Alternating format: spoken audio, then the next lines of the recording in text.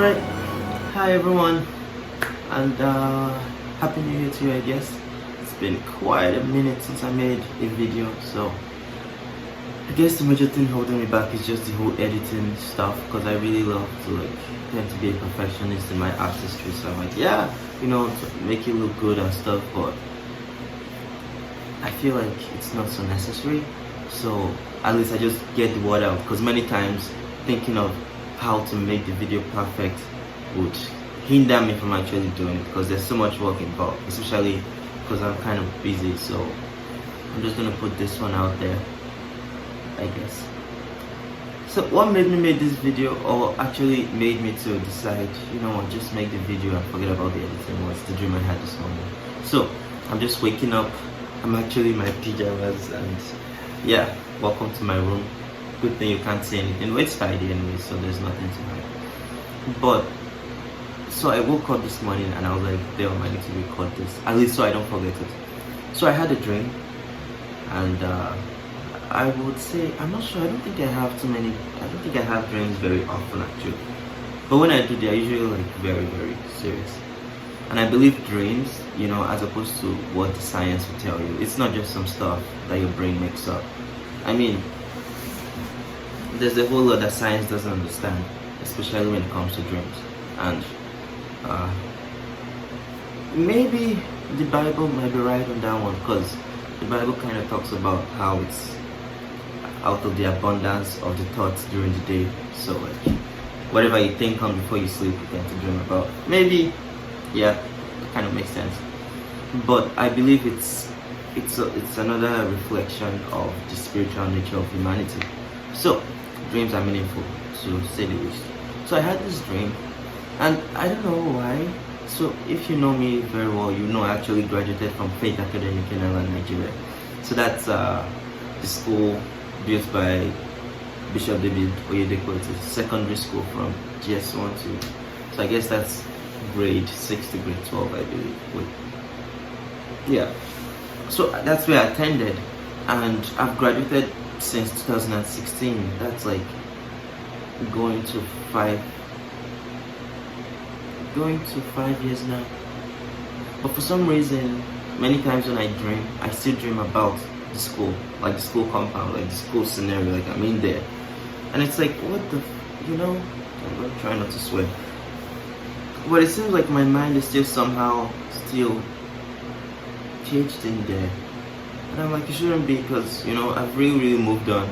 But that's besides the point. So this dream was also in the Faith Academy Kenalandota scenario. So so something that happened in my set when we're graduating was a bunch of students actually came up with this idea of a bucket list. Yeah, so as I was saying, they came up with the idea of a bucket list. You guys know what a bucket list is, wishes before you die. Except this way, wishes before we graduated. So just a few days before we graduated, girls came over to boys' hostel, and the boys found their way into the girls' hostel. I don't know what they did. Well, when girls came over, it was just really the adventure. They were just happy to see guys in their boxers and see them in their underwear and stuff. I don't know. It was just more something crazy to do, something to remember. You know how youth tend to be. And I'm oh good, I didn't join them, because I was way too uptight and very, very spiritual. And I'm all of you are foolish, and you're gonna see the consequences of your actions. And I was right. Yeah, so they got caught, and they got in real trouble. They were close to being expelled and stuff. And your final year of high school, that would be terrible, after all the years of study and all the amount of money, because our school was crazily expensive. It's obscenely expensive. Doesn't make sense for high school students to be paying sometimes 500,000 naira for one semester, although that's SS3 or GS3. Okay, I'm really getting distracted here. The point is, it would have really sucked if their whole studies got cancelled, especially when they were just about to be done. So my dream kind of had that scenario in it. It was almost just youth trying to try something crazy, really. So I can't remember exactly how it started, but it was just a party. like a very, very big party. And I can't remember what part of the school it was, but everyone was invited to that party. And me being the way I am, I'm like just curious, and I went along with it. There was a lot of drugs, well, mostly weed and coke. And I'm like, where did these people get this? Again, this is a dream, by the way. So no one is thinking, is this what they're doing in that school? No, it's a dream. It didn't make sense, and it doesn't make sense. That's why it's a dream. So, the students had and when I talk about students, these are like between 15 to 17-year-olds. Yeah. Oh, maybe we're actually older. I don't know. I don't think that's relevant to the point I'm gonna draw out of the whole scenario. So we were smoking and drinking, and there was a lot of sex going on as well. Many people were just banging anyhow, So all that going on, and people were just having fun really. I had fun myself in the dream. Again, it's a dream. So after that, I don't know how, but obviously doing something that stupid, the school authorities found out. So everyone started to like jackpot, when the teachers were coming for us, and they have the prefect also, who I really like to describe as coons right now. But those guys were kind of also on the loose to find out the students that were involved in that. So at the end of the day, they found out it was like the whole student body, at least maybe the whole of my set. So let's say 2016 graduating class, we were like 350 something. So all of us were actually involved, apparently. So we were all called out to this huge field, and we're gonna be punished. So again, they brought some prefects, and the prefect who was gonna punish us was telling us of how he took out some bike chains to beat us, and the teacher who sent him to punish us was like, oh, maybe you should just ride the bike with 3 chains. The explanation didn't make sense, but again, I'm just telling you how the dream was. Yeah. So he took out this belt. It's not really a belt, kind of like rubber material that had this loop, and he started beating people. And I feel like apart from, I didn't see because it was just this scenario where some people were being beat and I was just watching, and I didn't notice that he kind of also he had like a comb to give them a cut on their hands, So when it got to my turn and he finished whooping me, for some reason I didn't feel it actually, but it was supposed to be very painful. So yeah, I knew it would have been very painful. So really, really beating the hell out of people. Then after beating me, he now took my hand, and he had this it looked like a comb really, but he was supposed to rub it against my palm till he tore the flesh, and give me another as an extra punishment. And in my mind I was like, what the, why would you want to cut students? Isn't beating someone already enough punishment? Which I would argue you shouldn't be beating someone for any reason in this world, except in self-defense or something like that. Even if they are your children, by the way, in case any parents is just like, it's my child, I can beat my child anyhow I want. Well, I guess you can, but it's just wrong. The fact that some things are normal doesn't make them right. That by the side. So he was gonna do that, and at the back of my mind I was like, what is going on here? Isn't this just a punishment? Why do they need to make us bleed? I mean, I was probably bleeding from the strokes he gave me already at my back, but he decided not to cut me, so that was nice. So after that, then a teacher walked in, and it was a woman, and she was like, yeah, she was just saying some things of, yeah, look at all these students, that is what you people are doing, just complaining, and for some reason, I think they wanted to continue the punishment. So for some reason her eyes just locked onto mine. And I was like, what is going on here? And she was like, hey you and I was like, I've been punished already, I've been beaten already, why do you want to hurt me again? And she was like, maybe she didn't believe me, or she just wanted to see exert her authority or just punish someone extra. So I was like, no, it's not going to happen. So I took off, and she started chasing me as Fela would say, chasing ghosts, start. You know, and it was such a long, like she was chasing me forever. We kept running, and I'm like, how can this woman run that fast? Like, I'm a youth and I'm panting already, but you know, I don't think she caught me at the end. And the dream was actually quite realistic. I think this teacher was actually someone I knew, and there were some other students, you know, in there that I could recognize. Like, and I'm not even going to say any names because it's not relevant to this. Like, I even remember our head boy. He was also part of it, and he was like, I think he said, because everyone was going to escape after we were caught, so he was like, that the prefect should. So prefects are kind of students who are elevated to leadership roles. But then it won't make sense. Who would the prefects be if we were in senior class? I don't know. It's a dream, right?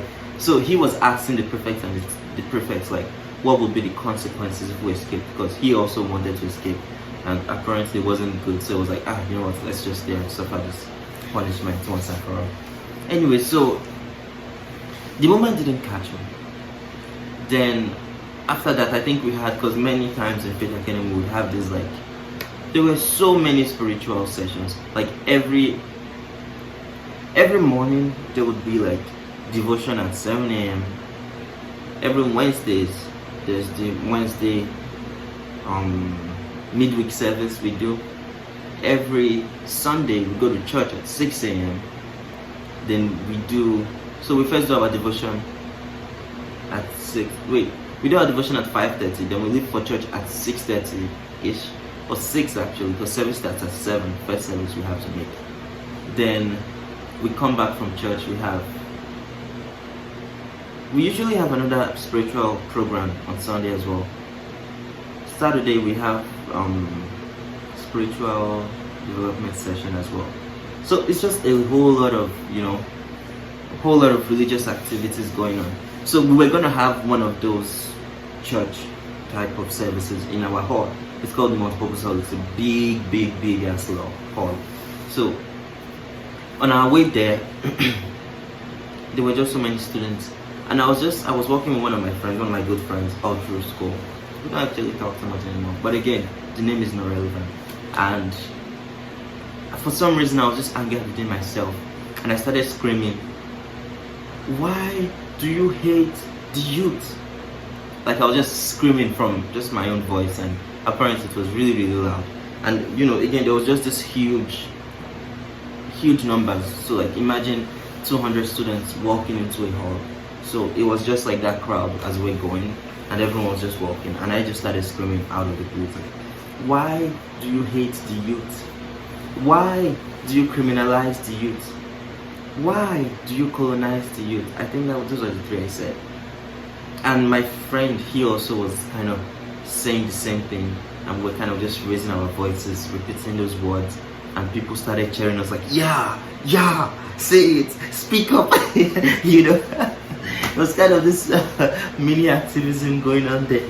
And obviously the school authorities were like, who are these people saying those things? My friend kept quiet. Then started chasing me again. I ran into the hall, and I woke up, and yeah, that was the end of the dream. I woke up, but the stuff was still ringing in my head, like, why do you hate the youth?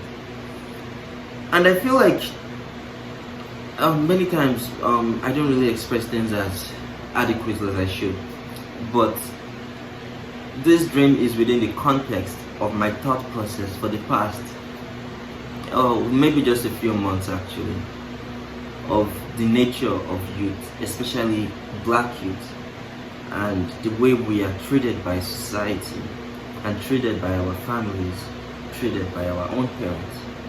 And so it was just such like an overwhelming moment. Even in the dream, I almost felt like I was kind of moved to tears, because I was like, you know, a youth speaking up for other youths, and it's like, why do you hate us? Like, what did we ever do wrong? You know? So it's like, I don't know what anyone's gonna take out of this dream. I don't want to make the video too long, because I have work and it's already like 8 something already. Yeah, so I was just thinking to myself, like, part of what I've been thinking a lot is, what is the role of youth in society? Because obviously youth have a lot of energy and a lot of creativity,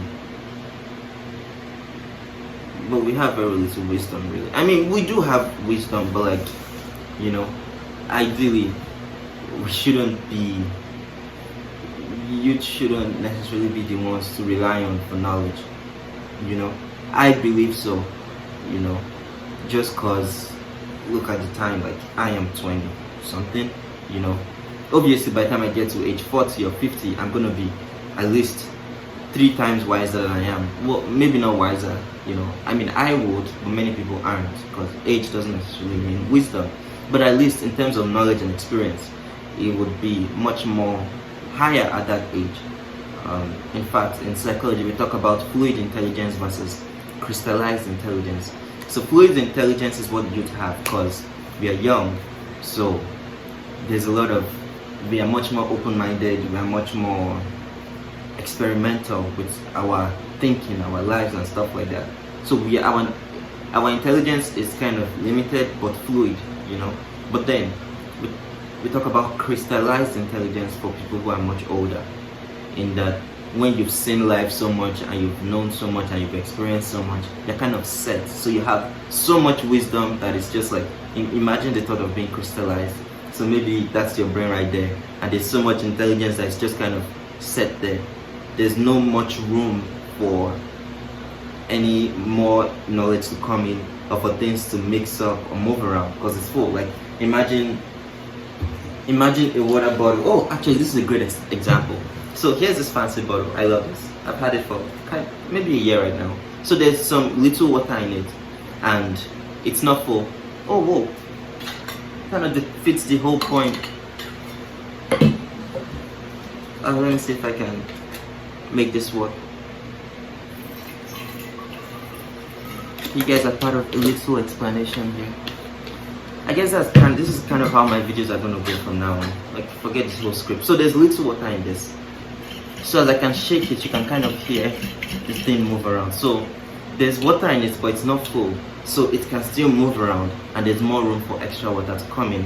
Whereas there's another bottle here, which is actually full already.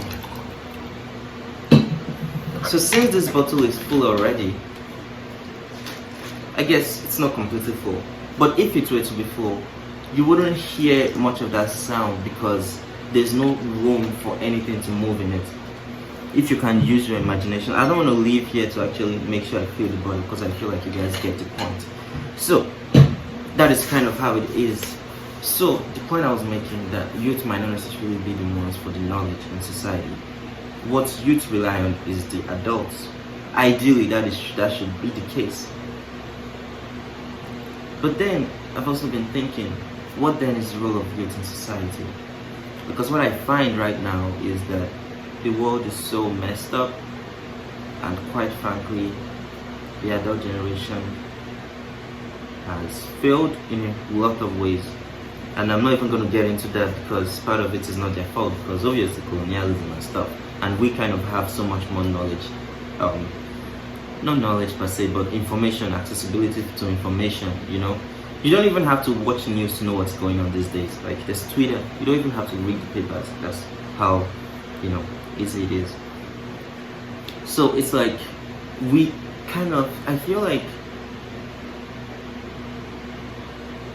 it's kind of an unnatural situation where, because of what we youth, again, the adults, they have this crystallized knowledge or crystallized intelligence, where they're usually set in stone, like set in their ways.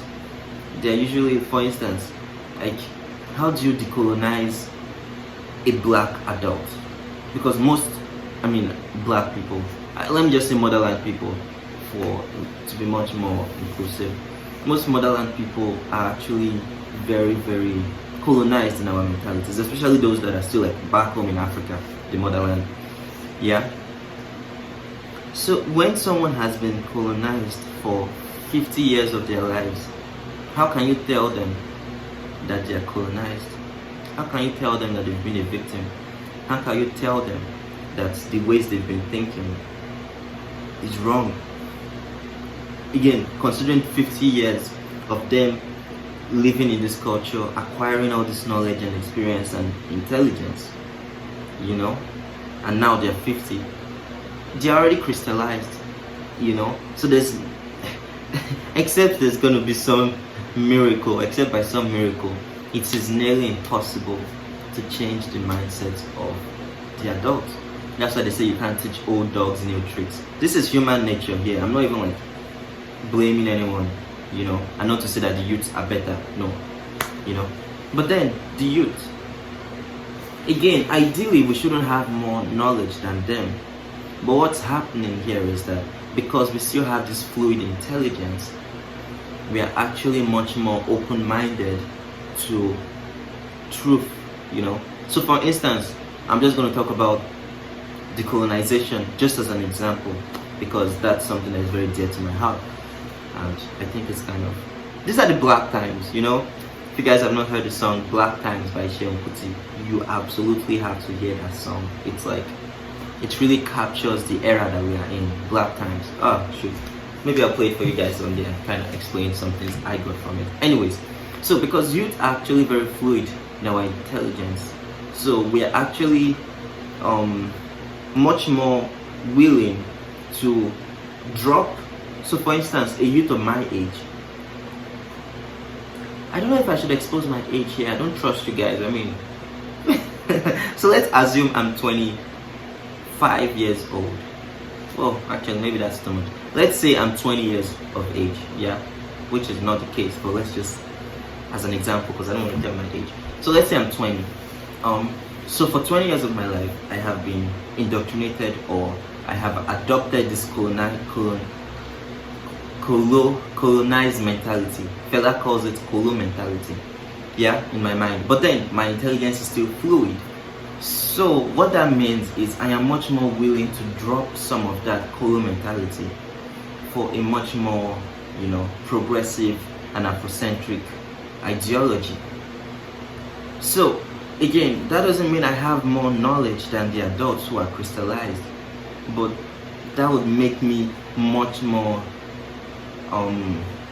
willing to accept the truth and perhaps admit that I've been wrong for 20 years of my life, and that perhaps I've been foolish and I've been a victim, which is really difficult, especially for motherland people, for a host of reasons. And religion just kind of really complicates things, you know, just as it does anyways. So, you know, whereas if I were to be 50, you know, telling me as a 50-year-old man that I've been wrong all my life, it's like, it takes a whole lot of humility and a whole lot of character, which I think is unfair to demand of anyone, you know. Anyways, so because of that, youth are kind of put in a position, youth of our age, we are put in a position where we don't know more than the adults, but we are much more willing to accept the truth than them. So it's possible we don't know more, but we are right in the little we know.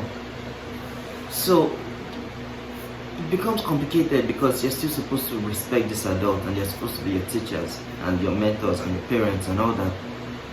But then they keep, you know, they keep having these mindsets that are very limiting and backwards, and you actually like, how don't you guys see this as true? You know, for instance, try to explain to an African parent, you know, a basic progressive ideology such as equality of women, you know, something like that, and it's like they don't get it, and they're still like, my wife is going to do this, you know, that as a woman you should kiss your husband's ass, you know. I mean, that's not what they say, but all that, and it's like, and you again, you don't know more, but you know better. Actually, maybe that's the way to say it. We don't know more, but we know better. So it just puts that, it makes it an awkward situation. And where I'm getting at is that what it results in is that the youth have to be the adults in the room, and that is really confusing, especially for young people that don't know, you know, like, there's a purpose to our youthful age. I believe so. You know, being youth is where you have as much fun as you can. You do the most stupid things you can ever think of in your life, and you can get away with it. Worst case scenario, you recover from it, but you still have your whole life ahead of you. So if you skip that phase, if you become an adult when you should be a youth, then that's gonna be like a long,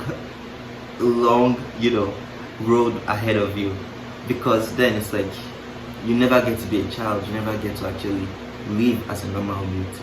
And I feel like I don't know what the consequences of that is gonna be. I mean, for me personally, because I feel like that is how I've been. Right from the age 10, I always told people, there was this song Olamide sang.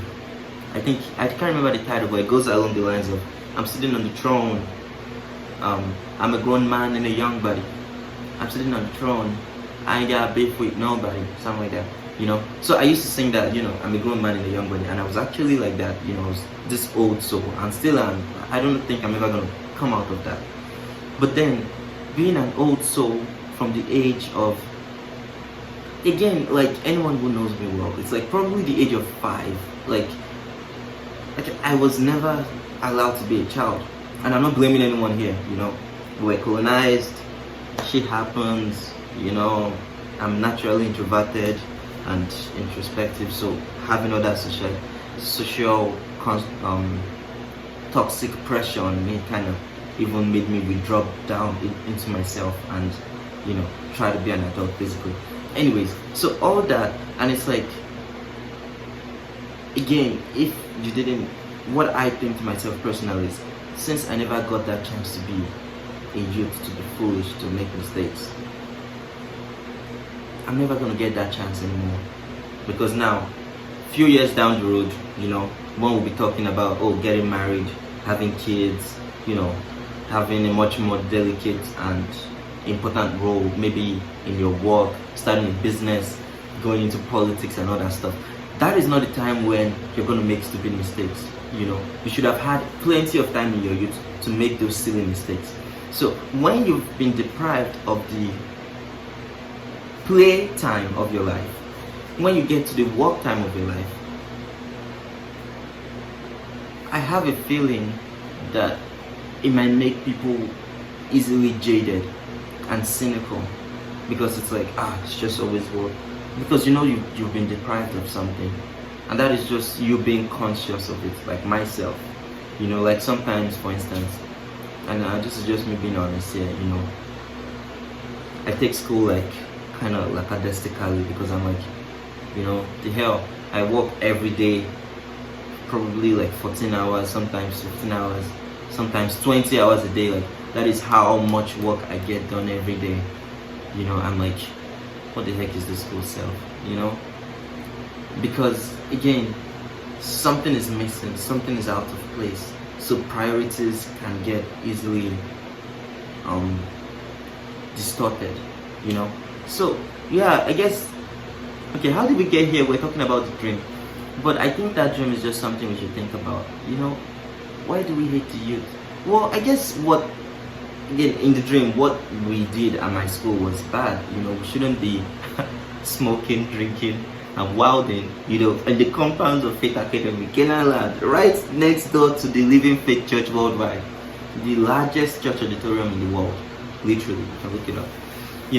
So we shouldn't have been doing that. But at the same time, why would you want to beat us to the point where you even want to, cut our skins and actually? Like, why does it have to be to that point, Like, why can't you just have fun? That was what I was thinking. And I mean, anyone from Africa, this, as a youth. I mean, here in, say, Canada or the US, societies are a lot more liberal. But back home, we even talk about NSAS as a youth. Like, you're putting on dreads and you have tattoos and you have a couple rings on your fingers. It's like, nah, you are no good, You are scum. You should be imprisoned, you should be beaten.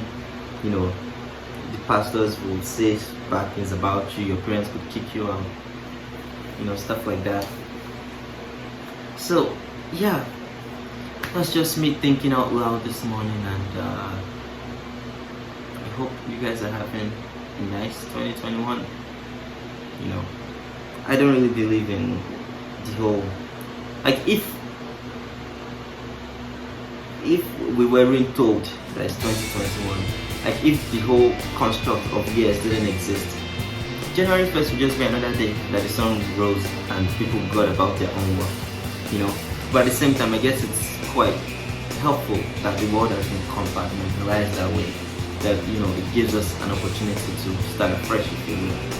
So just start a fresh moment for you guys. I hope you have a good one. Don't set New Year resolutions. Maybe start something I'll talk about another time. Don't, it's useless.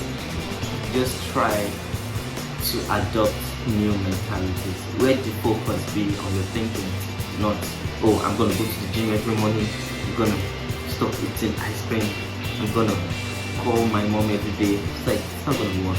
I mean, you know, it's unnecessary. Anyways, done here. Bye guys. Take care.